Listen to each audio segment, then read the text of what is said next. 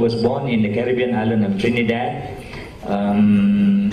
He is a graduate of the Alimiah Institute in Karachi.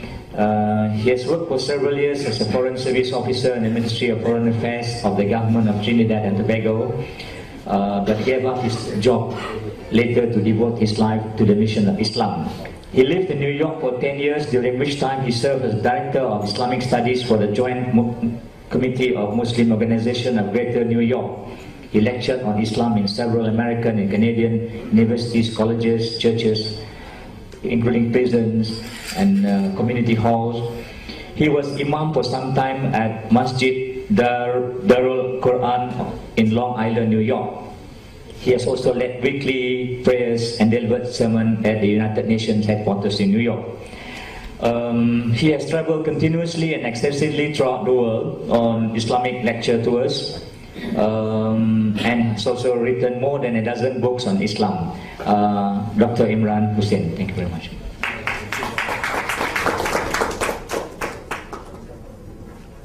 نحمده ونصلي على رسوله الكريم بسم الله الرحمن الرحيم. Brother moderator, fellow panelists, my distinguished and learned brother Dr. Omar Ibrahim Valilio, brothers and sisters, Assalamu alaikum wa rahmatullahi wa barakatuh. I was a doctoral student at the Graduate Institute of International Studies in Geneva. I didn't know how much Zionism there was in that institute. And I finally left without defending a thesis that I knew I could never defend in the Zionist Institute.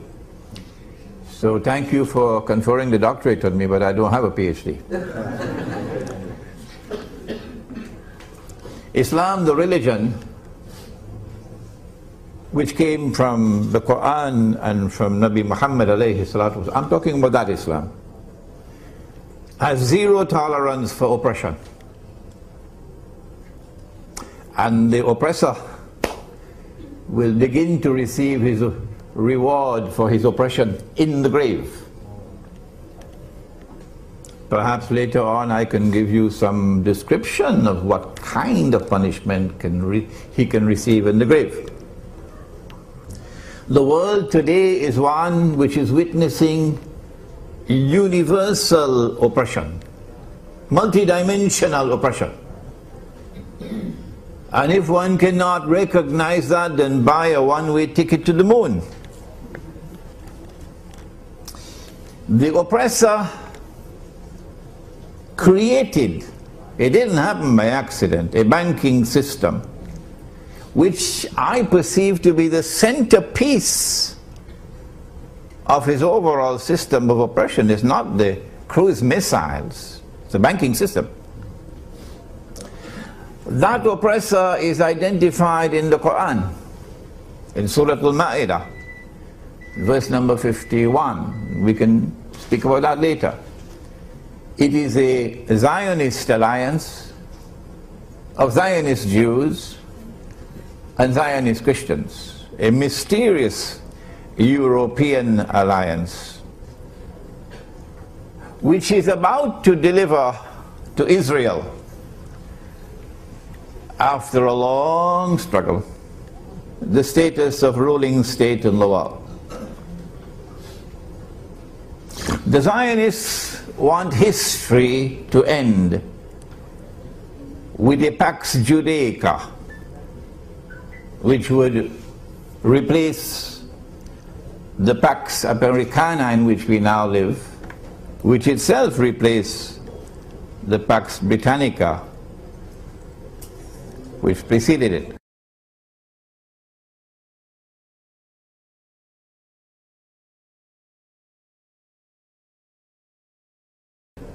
I wrote this book 10 years ago, Jerusalem in the Quran, to explain that end of history.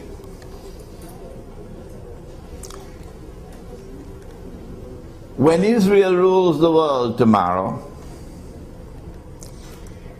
then a man would rule the world from Jerusalem, and Nabi Muhammad alayhi salatu wasalam described that man to us. But this subject belongs to ilmu akhirul zaman or Islamic eschatology, a subject which Islamic scholars, I don't understand why, are shunning. That man is, of course, Dajjal, the false Messiah. The US dollar is about to collapse. Even a schoolboy knows that.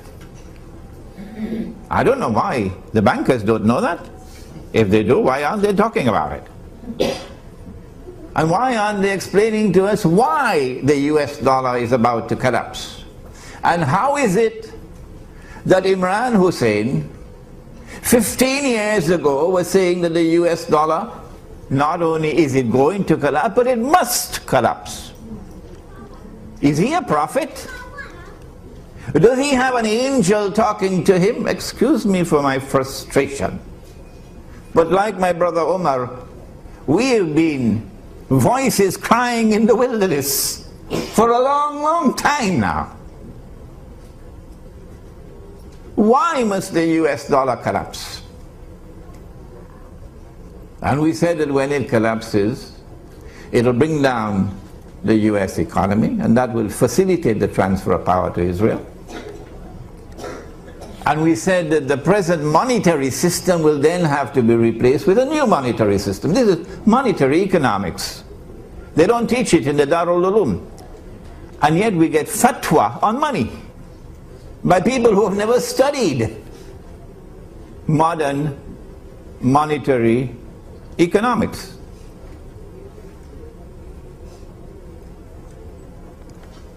This knowledge came from the study of the Quran and the study of the hadith of the Prophet ﷺ in the context of ilmu akhirul zaman. If the modern monetary system, which came out of Bretton Woods and which has come out of the international monetary system and the monetary fund, and the articles of agreement of that fund, which incidentally, and even Dr. Mahathir did not know it, prohibits what Allah made halal. Allah gave us the gold dinar and the silver dirham, which are in the Quran. But we live in an age today where some people have a less than a passing acquaintance with the Quran. The dinar is in the Quran. Did you know that? And the dirham is in the Quran. Did you know that?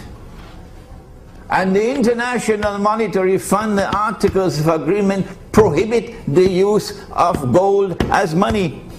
Ask them why, they'll never tell you why. And yet we remain like people eating roti canai and going to sleep and claiming to have scholarship.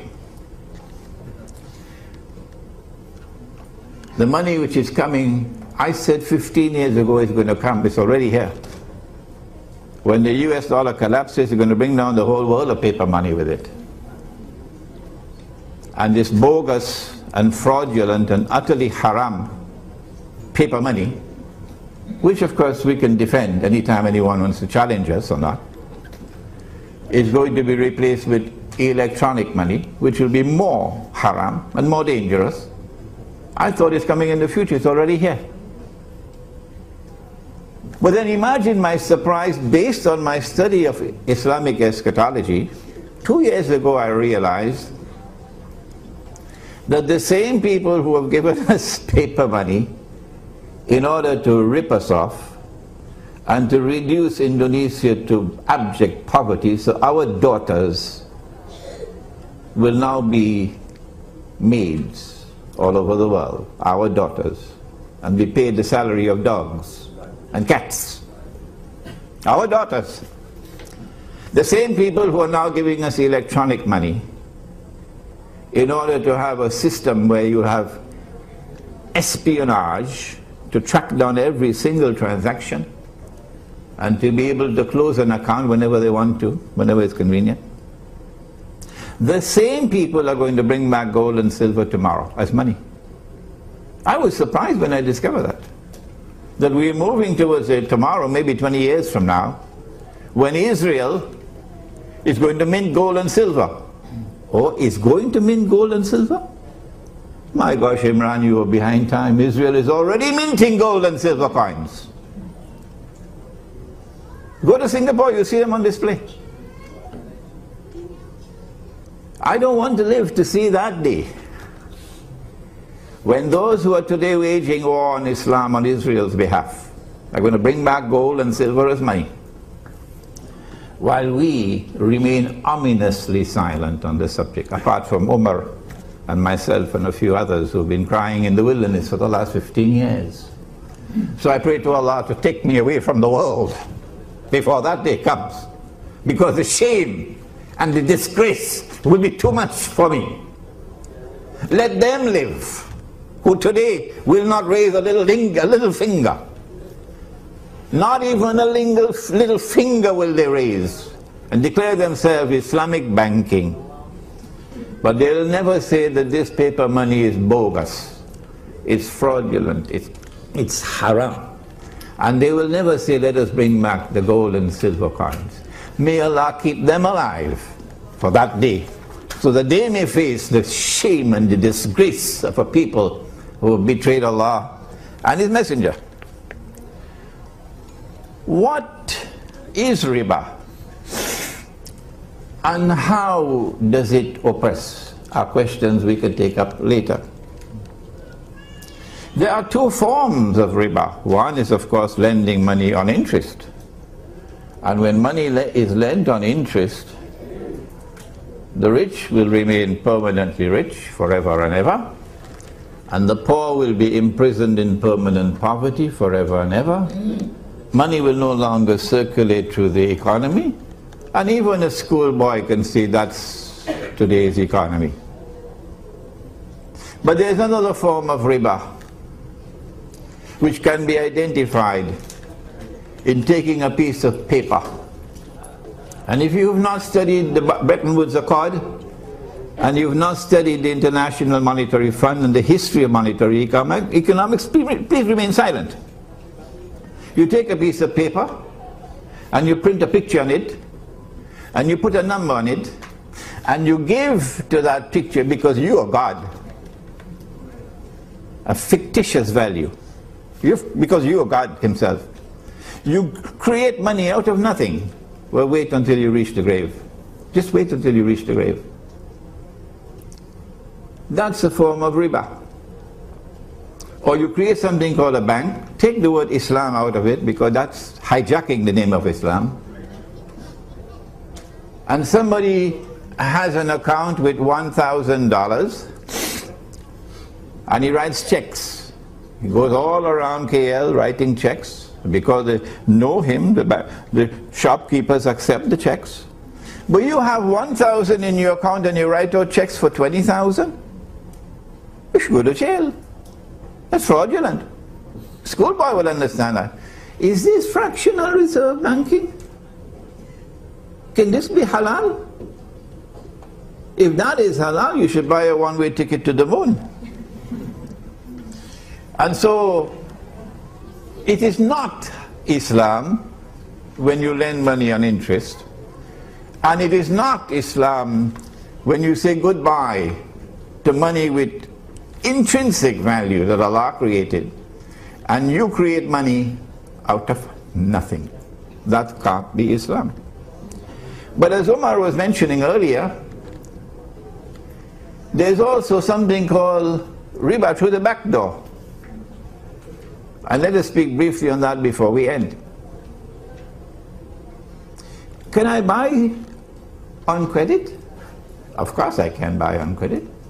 Nabi Muhammad alayhi salatu wasalam bought on credit.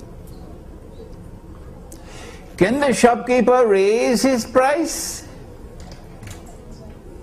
because he's selling to me on credit? The cash price is 5 ringgits. I don't have the 5 ringgits. So the shopkeeper gives me time to pay. But because he's waiting for his money, the cash price now has to be changed to a credit price. So the credit price will now be 10 ringgits because he has to wait for his money. Can a credit price be higher than a cash price? You don't need a degree from some Sharia institute. I mean, this is simple. This is 5 ringgits worth of common sense. That if you have to wait for your money, that the money should increase over time. That's riba. That is the essence of riba. That money grows over time. And so when the bank says, and they call it murabaha, they should define it, put in brackets after murabaha, backdoor riba.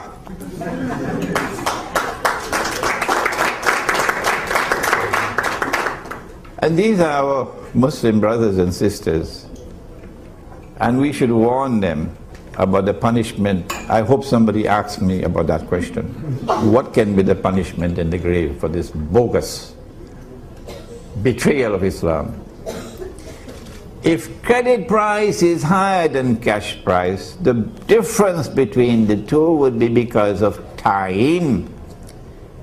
That money can increase over time, that's riba. And so Islamic banks should take the word Islam out of it, so long as they are practicing these bogus transactions. What is the solution? Allah gave it in the Quran. In the very last revelation, He says, وَأَحَلَّ اللَّهُ الْبَيْعَ وَحَرَّمَ الرِّبَى. The alternative to riba is business. Business. A business transaction is one which embraces risk. You can make a profit or you can suffer a loss. Once there is that risk in the transaction, it's not riba. And number 2, don't wait until the enemy, who is now waging war on Islam and who gave us this monetary system that we're now using, don't wait until they return to dinar and dirham, to gold and silver, because the embarrassment will be too great. Let us return to the dinar and dirham now. It's not sufficient to mint it. No. More than that. When you see something which is munkar, you got to respond to it. And the response must be to change it. فَلْيُغَيِّرُهُ بِيَدِهِ. And minting the dinar and dirham to work alongside the munkar and say, you scratch my back, I scratch yours, is not the solution. We have to be more aggressive than that. Ours is the alternative. Yours must go. How do we do that? My suggestion has been, let us build a market in which we'll prohibit the bogus money. Let us build a market in which we'll return to the gold and silver dirham. And Allah does not sleep. And if we're doing the work that is pleasing to Allah, then Allah is the one who charts the course of victory. Thank you. Wassalamu alaikum wa rahmatullah. Thank you very much, Brother Imran Hussein, for the most enlightening, eye-opening remarks on Islamic banking. Now I open buka kepada para hadirin lah untuk bertanya soalan atau bagi komen dan sebagainya, and direct to our panelists. Please identify yourself as usual. Anyone? First one, yes. Assalamualaikum warahmatullahi wabarakatuh. My name is Hazlinda. I'm actually a reporter. I'm also a victim of Islamic banking. If you ask me, satu penindasan, we don't need that question mark. It's not because of riba, but because of miscalculation by bankers. I lost the house. I'm not ashamed of that, to say that I didn't want to pay because the calculation was wrong. I went to NCF and they calculated it was 50% more than it should be. NCF is also part of Bank Negara, but unfortunately Bank Negara just mediated the whole thing. PPIM was there. We were there with Maybank. I'm not ashamed to mention them as well. Maybank, Prakash Mukherjee, whoever you name them, they were there. They have been told about this problem for 8 years. What did they do? They did not even recalculate. They were told that there was an extra of 150,000 to 250,000 on the loan given. We took a 375,000 ringgit loan to buy a house, and they charged us 793,000 to pay back within 19 years. I wouldn't mind paying if the calculation was right. It was based on 2 years of 6% and another 17 years of 8.25%. We challenged them to calculate. They failed to. What I'm trying to say here is, can CIMB or the university create an entity for people to go to ask if the calculation is right? We need a roof above our heads. We need a roof to actually sell off to send our children to further their education. Is that wrong? Now, when we brought this up, what the banks did was, they have a lawyer to take the matter to court. I'm sorry, I have to share this in English so that Tuan Imran and probably the others who are more conversant about this matter would be able to respond. And I'm sure that in Azia, you can also feel the whole matter. Now, when we went to UIA to consult another lecturer by the name of Professor Zakaria Man, he gave me the majalah. I went through the trouble to read about Baibita bin Najir. It was too difficult for me to mention that term when I first took the loan. BBA was easier, but it was nonsensical. I should have spelled it some other way and put an I at the end. So when matters were brought to court, because we didn't want to pay and we wrote them thousands of letters to tell them it's wrong. Even the current CEO failed to look at it. Don't want to mention his name because I thought he's someone very respected. However, when it was miscalculated and we got INSIAF to tell our lawyers that we ought to fight this case, we were told that the current judge listening to such cases was from Bank Negara Malaysia, Rohana. We had even brought that matter to her when she was still in Bank Negara. What's the point if we keep circling in the same circle? I would like to know, Tuan Imran, what is the punishment for these people? And I would be very happy, right, to lose a house today, but actually feel satisfied over the penance that they will face for their sins. They owe me a lot. They owe Islam a lot. They owe other people a lot. This is not the only case. We're not talking about extra payment. We're talking about wrong calculation. When I went to Bank Negara and I pretended to be an ordinary person at the counter, I told the staff, please calculate for me. She did. And it was excessive. But I can't win a case in court. Why? Because we have people from Bank Negara. For your information, the officer whom I had complained the matter to was an ex-Maybank staff. What do you expect? There is hidden loyalty all the time. That is very wrong. You should not be loyal to something that is wrong, something that is evil, something that is Zionist in many ways. I've also taken some photographs this morning before coming here because I was very angry about what was happening. I've given to PPIM photographs of the house of a credit manager who actually handles repossessed cars. Look at the number of cars he has. He's got a 6 Sirocco, he's got a Range Rover, and they are all with WV number plates. He has just retired. I am still working and I can't afford that. Alright? So all this is because you have officers who do not know where the line stands. They buy cars for their friends and sell it off. He's got 4 cars. Look at the number plates. They are not ordinary cars. And he says to my sister who lives next door that these are cars given to him for being director on a company. That's bullshit. I'm sorry. No company gives such cars. I would love to be a director for that company. I'm sure even if I work for that company, I'll get a better car than what I'm driving today. Thank you very much. Thank you, Masida. Very eloquently presented the views. System, there seems to be a conspiracy along the way. May I ask either Umar or Imran to... Yeah. Number one. Punishment for them. No. Number one, the bank sold to you on credit at a price higher than the cash price. That's riba, through the back door. The miscalculation is of course something that is to be corrected, and if it's not corrected, that's a grave injustice. Okay?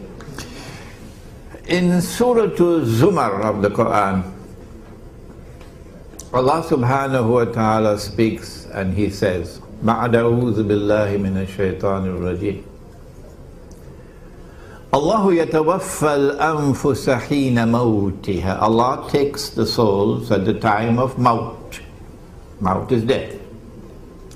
وَالَّتِي لَمْ تَمُتْ فِي مَنَامِهَا. And those whose souls are not taken while they are awake, Allah takes their souls when they are asleep. فَيُمْسِكُ الَّتِي قَضَى عَلَيْهَا الْمَوْتِ. When He takes your souls while you are asleep, He keeps those souls for whom maut is written. وَيُرْسِلُ الْأُخْرَى إِلَى أَجَلٍ مُسَمَّى. And the rest, He sends them back for a determined period of time. There is an ominous message in this verse of which surah? Huh? Right, don't be afraid to say it. For those who are engaged in oppression, and remember that Allah has zero tolerance for oppression. And riba is oppression. And banking today is oppression. And Nabi Muhammad alayhi salatu wasalam cursed all four and said that they were all equally guilty. The one who takes riba, the one who gives riba, the one who records the transactions, therefore working in the banks, and the two witnesses. And he said they are all equally guilty. If you die with the curse of the Prophet upon you, wait for the grave. Now, Allah can take your soul. And when He takes your soul, there will be no medical evidence, no scientific evidence that you are still alive. None. So they will think that you are dead. You died in your sleep, for example. And they will give your body the ghusl. And then they will perform the salatul janazah. And your loved ones are the ones who are going to put your body in the grave, not knowing that you're not dead. And I believe lots of people are dying this way now. I believe that. And when you have been buried, there is no light down there, none. When the last person has reached 40 steps away, then Allah can return the soul, as He did it last night for all of you who are here. So you will wake up from your sleep. But when you wake up from your sleep, you find no light in the room. So you'll call out to your wife, but you get no answer. You attempt to get up.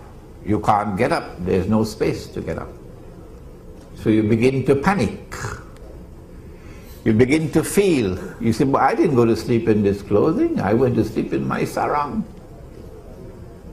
What clothing is this? And then you're going to smell the camphor with which they bathe the dead body. And then slowly, slowly, slowly you will realize you've been buried alive.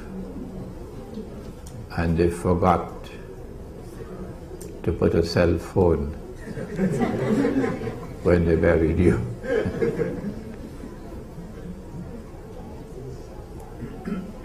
And then you're going to cry out, and cry out, and cry out. But there's no one to hear you. And you will urinate upon yourself, and you will defecate in yourself. And the insects are going to crawl over you, and you can't do anything about it. You can't call for your banker, you can't call for your chauffeur, you can't call for your Indonesian maid. She's always an Indonesian, incidentally. You can't call for any help. And Allah is now going to punish you with a punishment you richly deserve. Because you had a less than a passing acquaintance with the Quran. You had eyes you could not see. You had ears you could not hear. You had hearts you could not understand. It doesn't matter. Whether you are Christian or Jew or Hindu or Buddhist or Confucian or anything, the same God who created you is the same God who sent the Quran and sent Muhammad alayhi salatu wasalam. This is the punishment. My name is Anwar. I'd just like to ask in terms of Islamic banking and Islamic financing. We all know that riba is haram, period. Those who participate in haram activities are considered haram. There is no two way around it. I believe we have got, I don't know, maybe 70-80% of those who are involved in the financing and banking of Islamic in Malaysia are also Muslims. Number one question, why are they still working there? Number two question, okay, I thought that all of us Muslims understand we base Islam on Al-Quran and Sunnah. It has not changed, but from Rasulullah's time. Okay, I assume that all the Muslims in the banking sector understand and read the Al-Quran and the Sunnah. I also assume those in the government also understand what's in the Al-Quran and the Sunnah. Okay, we have seen a lot of Muslims, okay, being put down by this financing system. The so-called say the difference between conventional banking and Islamic banking. I've seen, we all see, conventional banking you earn 10 ringgit, Islamic banking you earn 12 ringgit and you call it Islamic banking. What is this? Okay, I would like to ask the panel, especially from the banks, are we not Muslim who have got self-conscious? Do we not work for halal living? Thank you very much. Thank you. Any question? Maybe you ask first, then the panel will answer. Bismillahirrahmanirrahim. Assalamualaikum warahmatullahi wabarakatuh. Saya Kemudian dari Lawang. Masalah saya bank muamalat. Tapi macam ganti cakap, dia bank dia. Tapi bank Islam, kalau bolehnya bank Islam semua sama. Maknanya mesti sama dia punya aturan. Okey, macam saya cakap, tetap dia riba. Okey, bank saya, rumah saya 54,000. Saya dah bayar 46,000. Masalah saya, mungkin ada masalah lah, saya ada kelewatan membayar. I'm Eunice. Good morning to all. Morning. Honorable panel, and a very special thanks to PPIM for organizing this forum and to bring us together. Okay, until today, as you see the voices here represents, we are asking so many questions. Let me put one question first. All right, if bank is on the customer's side, we don't want injustices, we want justice for everyone. Why is the bank giving the bank terminals to all these fraudsters continuously to cheat the public?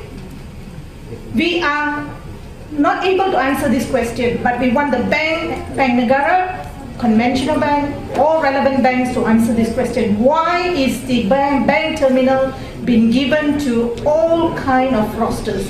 Number two, what are the actions taken by these banks to overcome or to diminish or to lessen these problems, which is a burden to the public, to the bank users? We don't want a bank today. You just heard a few moments ago.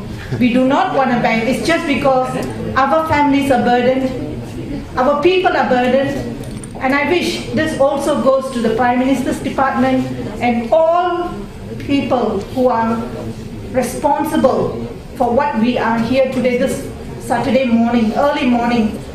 Actually, it is not easy for us to be here. The second question I have to bring forward is, are there any special third-party debt collectors assigned by your banks to harass all these victims continuously till we don't have a peaceful life?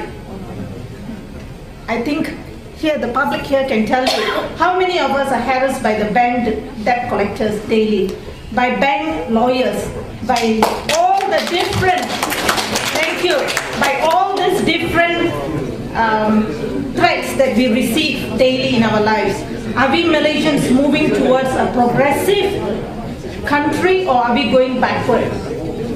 And the third thing I need to ask is, what is the solution given by this bank? We want an immediate solution. given by all these banks and especially Bank Negara, that what action will be taken against these fraudsters and how can we recover back our money? With this, I wish to thank all those who are participating, all those like Prof. Imran and our Professor Omar and all these people who have been really giving a listening ear to the public. I think we will move towards a better country. I really hope the Prime Minister is here today so I can voice out. Thank you very much. I can assure you PPIM will raise this matter with Bank Negara. But PPIM will bring your point, your grievances to Bank Negara's attention almost in next few days. Thank you so much. Thank you. I think we can answer because it's not from Bank Negara. So, okay. Yes, any other question? We have another 20 minutes or 15 minutes. I just have a short question to ask. I'm so sorry because I'm just in the middle of this event, so sorry. I just want to ask about the interest rate of the Islamic. Sebab saya perasan. There's no interest in something. Yeah, there is. They call it as profit, but it still has an interest, right? It just tukar nama saja kepada profit, okay? So that is one thing that you make us confused, okay? So the second part is I want to ask, if let's say you're doing something like Islamic, so I can making let's say compare between the conventional rates and also the Islamic rate. The Islamic rate is a little bit, I don't know whether that is a little bit higher or it's actually higher rate compared than the conventional rate. Okay, but to me my point is here, due to this interest rate is high, but is the Islamic, by right as Islamic, the interest rate should not be higher than the conventional, because if it's higher than conventional, it's like a burden to us. Because we do it as Islam, we should help each other, right? So that is my point lah. But if you can answer it, my question, thank you very much.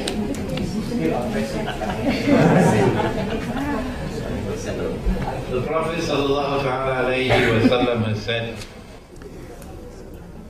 whether riba is big or it is small, it is still riba. Number one. And he says whether riba is big, 20%, 30%, or small, 2%, 1%, you know, gram. What's the name of that bank in Bangladesh? Nobel Prize? Grameen, yeah, Grameen, and they get a Nobel Prize for that. Whether riba is big or small, the result is still the same. It just takes more time. It ends up in destitution and poverty. So it doesn't matter whether it is bigger or smaller, it is still haram. Why does the money lender lend you on interest, either through the front door, conventional, or through the back door, so-called Islamic? Why? Sometimes he does that in order to get you a pound of flesh. You know about the British Sheikh, don't you? Who wrote that excellent book on riba? Never heard about him? Shakespeare. That's right. What's the name of the book? Merchant of Venice, the best book on riba you can find. Shakespeare. Sometimes he lends you on interest for your pound of flesh, so that his gain would be your loss. وَأَكْلِهِمْ أَمْوَالَ النَّاسِ بِالْبَاطِلِ, says the Quran. But sometimes he lends you an interest for a more sinister objective. And for that you must read John Perkins. Take a note. Confessions of an Economic Hitman. He lends you on interest because he wants to enslave you. And so you no longer have freedom. You cannot do what you want to do because the slave master says, no, you're going to pay a price. You can't pay that price. So you have to vote as Malaysia voted. Remember when Malaysia voted in favor of the resolution? The Security Council resolution? For the use of force against Iraq, Saddam Hussein? Yeah. And all the Malaysian people, all were opposed. And Dr. Mahathir said we couldn't do otherwise. If we had not voted this way, they'll destroy our economy. Okay? And so don't complain about whether the rate of interest is higher or lower. It is still haram. And the result will be the same. It just takes more time. They want to impoverish you, reduce you to poverty, and that's why there are demonstrations in New York now. Oh, yeah. And here. And the American people are now surrounding Wall Street. This little booklet was written at the request of the Director General of the Prime Minister's Department of Economic Planning. Can't remember his name now. He attended a lecture of mine. He said, write this, but don't make it more than 50 pages. The gold dinar and silver dirham. Islam and the future of money. And we're going to have it soon in Bahasa. This tells you, in a nutshell, the story of money and how they have used money to reach where they have reached today, where they have enslaved you. Now, before I go to my question, the statement that I would like to make is that you're asking the wrong people for the solution. You're asking Ben Bernanke for the solution of the global economic problem. He is the one who's created it. So you're asking the bankers how to solve a problem. That's wrong. They create the problem. You can't ask them how to solve it. Correct? Okay. Now, the next thing is that yes, we can live without the banks because yeah. They've been around for the past 300-400 years. We've been living for many years before that. The solution is in the muamalah, get into real business, okay? And the solution is in the Quran. One of it is that just pay them the principal and don't pay them the interest. That's what they need to do actually to solve the economic problem, okay? My question straightforward to Sheikh Imran Hussain, what are the role of the ulama? It's so baffling. Why are they being so silent, number one? Or why are they knowing the fact that they are wrong, they still endorse it? And why is that we have to follow that particular group of ulamas who come out and say that yes, this is Islamic, that's Sharia compliant, who come from that particular part of the world? Because I find that there is two distinguished points. When there are ulamas who are not from that particular part of the world say something, it's not accepted because it is not from that school or not from that university or not from that organization. Why is that the ulama are so silent, number one, and why are they the ones who condone this? What are they? Don't they know these problems? And why is this happening, Sheikh Imran? Thank you. Assalamu alaikum. Hadith of the Prophet Muhammad alayhi salatu wasalam. Listen carefully. يُوشِكُ يَأْتِي عَلَى النَّاسِ زَمَانٍ. It will not be long before that time will come upon you. Meaning آخر الزمان. لا يبقى من الإسلام إلا اسمه. When nothing will remain of Islam but the name. This is not Imran Hussain, eh? This is Nabi Muhammad alayhi salatu wasalam speaking. So don't be angry with me. وَلَا يَبْقَى مِنَ الْقُرْآنِ إِلَّا رَسْمُ. And when nothing will remain of the Quran but the traces of the writing, mechanically recited, nobody following the Quran. مَسَاجِدُهُمْ. I'm not talking Musha'alam. مَسَاجِدُهُمْ آمِرَةٌ وَهِيَ خَرَابٌ مِنَ الْهُدَى. The masajid, plural of masjid, at that time, would be grand structures, impressive structures, but devoid of guidance. Now listen to the last piece. Ulama'uhum, the ulama of that age of darkness. Sharrun nasi mimman tahta adim as-sama. The ulama of that age of darkness, when nothing remains of Islam but the name, would be the worst people beneath the sky. Said Nabi Muhammad alayhi salatu wasalam. Min indihim takhrujul fitna وَفِيهِمْ تَعُودُ, they would be the centers of corruption, corrupting the people. So this is an ominous warning to us concerning the quality and the status of ulama in the age of fitan. I have reached the state of frustration now. So as a result of this, I am now saying, if you differ with me when I say that this paper money is bogus and fraudulent and haram, if you differ with me when I say that this so-called Islamic banking has backdoor riba in it, well, fine, let the people choose. And if they are blind, they'll choose blindly and they'll pay the price for it. Because the people must have the choice to make. We don't want to take that away from them. But if you come after us and you say that we are wrong and you want to silence us, then we will respond with this challenge after we have no more patience.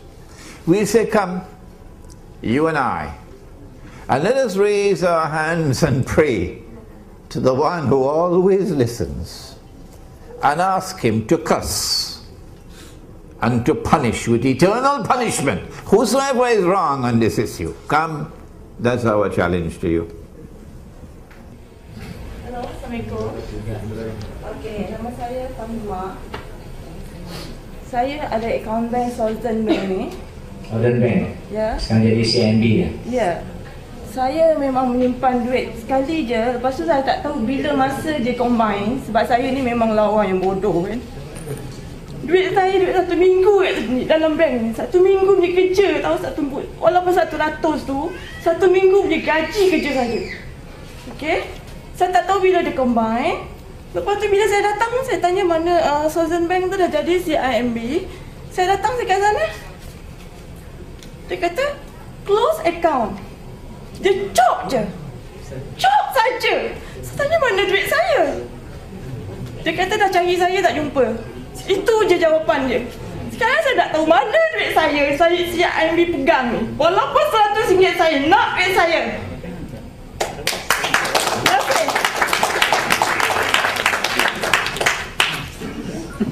Okey, nanti saya jawab tu. Soalan saya simple saja. Saya nak tanya Dr. Azman Muhammad Noor dan juga Datin Aziah Omar. Satu soalan simple. Perlukah kita kepada bank? Dan boleh tak kita sebagai orang Islam hidup tanpa bank? Can we live without the bank? That's the question. Do we need bank in Islam? Now, at this time, kalau long time kita boleh build up punya dinar semua, now. Yes. Maknanya orang macam saya tak boleh bergerak lah kan? Yes, now. We need now. Asal cakap, I think kalau tak, boleh? Ada soalan, kenalkan diri. Assalamualaikum. Nama saya Hamidun, ahli BPIM juga dan mangsa pada bank. Tapi kerana tuan datang dari antarabangsa, saya harap tuan juga bergerak untuk mewujudkan permahkamah syariah di antarabangsa supaya harta-harta umat Islam walau di mana saja berada dan tidak berpuas hati dengan mahkamah biasa ni, boleh kita lagi tuntut di dalam syariah. Kat situ barulah harta kita dapat diselamatkan. Dan wang-wang Baitul Mal itu boleh digunakan di dalam saluran mempertahankan hak umat Islam. Jangan kerana Islam PAS dan Islam UMNO kita jadi mangsa. Saya bukan ahli politik mana-mana orang sekalipun, tapi saya tidak menerhaka dengan negara ini dan bumi ini. Lillahi ta'ala. Maybe last one, our friend here who has been waiting since 7:30 just now. Hello, good morning. Yes. My name is William Hui. Years ago, when Bank Islam set up, I read Chinese paper that Bank Islam help Malay free interest, only service charge only. Now I was shocked, man. 800,000 pay 700,000. I think this is something wrong. I hope CIMB you charge interest, pay back the interest lah to the Muslim. Yeah, you got many millions Because I got 10,000 members. I am NGO also. Canteen Association. Canteen Association. 10,000 schools. Yeah. And all the Malay, I say, congratulations, now Islam take care of you lah. No interest one. Buy house also no interest. Is so happy lah. Now I was shocked, man. How is this? And bank make millions of dollars. I hope I suggest write to Najib, Satu Malaysia, help the Muslim lah. Yeah. Pay back the interest. Thank you.